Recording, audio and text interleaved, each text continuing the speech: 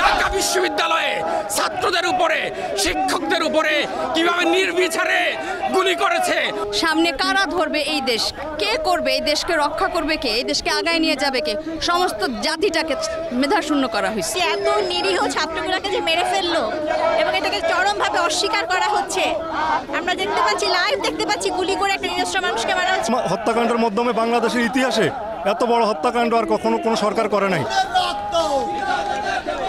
আজকেও দেখেছেন যে আমরা যেই ওড়না গায়ে দিয়ে আমাদের সম্ভ্রম ঢাকি, সেই ওড়না দিয়ে টেনে হেঁচড়ে মেয়েদেরকে পুলিশ ভ্যানে তুলে দেওয়া হয়েছে। 25শে মার্চের থেকেও ভয়াবহভাবে তারা গড়ে গড়ে যাচ্ছে, তুলে নিয়ে যাচ্ছে, হত্যা করছে, গুম করছে। যেসব ক্র্যাকডাউন হচ্ছে এবং রাত্রেবেলা যে তাদের এই একটা ট্রমা সৃষ্টি করেছে, সিচুয়েশন সৃষ্টি করে তাদেরকে অ্যারেস্ট করতেছে। শিক্ষার্থী সকলের প্রতি আহ্বান জানাবো, আমরা যেহেতু রেমিটেন্স যোদ্ধা, আপনারা যে যেখানে আছেন এই মুহূর্তে রেমিটেন্স বন্ধ করে আমাদের প্রতিবাদ জানাতে হবে। যদি পদত্যাগ করে ফেলে তাহলে দেশে শান্তি চলে আসবে এবং স্টুডেন্টরা তাদের যে দাবিগুলো তাদের পূরণ হবে।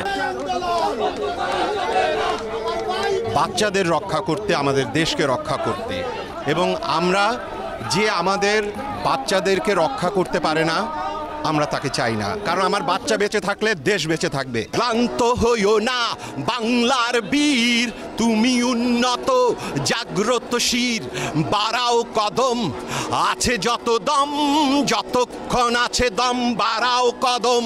মরলে শহীদ বাঁচলে গাজী, আমরা সবাই আজ লড়তে রাজি।